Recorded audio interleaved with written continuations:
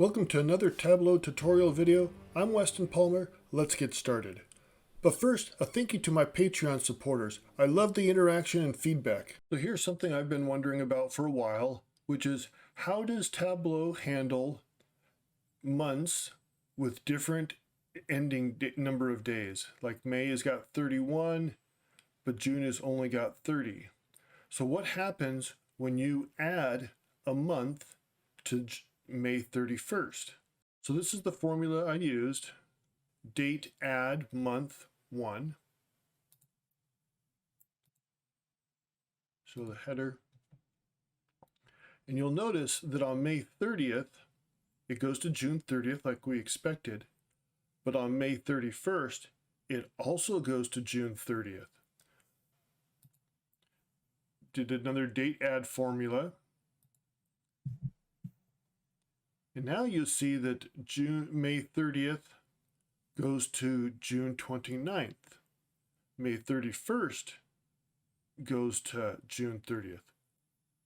Now, if you look at June, the numbers line up June to July, June to July. What's happening is that this 31st day is making the numbers that it's going to in June one less. So May 25th goes to June 24th. So that's just something to be aware of.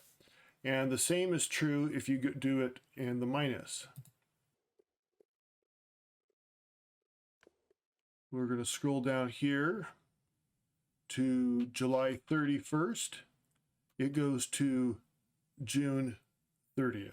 And if we had another date in here for July 30th, it would also go to June 30th. And the same thing happens if we look at it by day. You can see that everything is lined up here, but then when we get to June, it's a little bit off, right? Here's June 30th, May 31st, June 29th, May 30th. Just something to be aware of when you're doing your calculations. So if you have a February, you're going to get 3 or 4 days assigned to February 28th or 29th. I hope you'll check out these other cool videos that I've selected for you. Let me know what you think in the comments below.